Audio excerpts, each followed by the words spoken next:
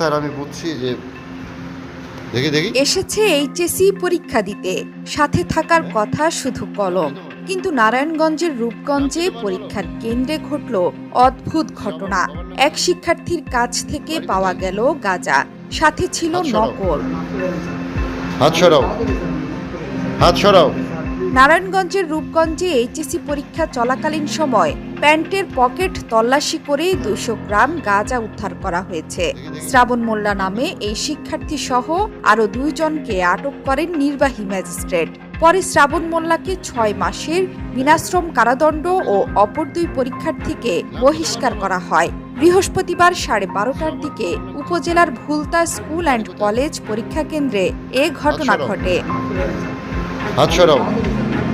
রূপগঞ্জ উপজেলা নির্বাহী কর্মকর্তা ও নির্বাহী ম্যাজিস্ট্রেট আহসান মাহমুদ রাসেল জানান, বৃহস্পতিবার এইচএসসি ইংরেজি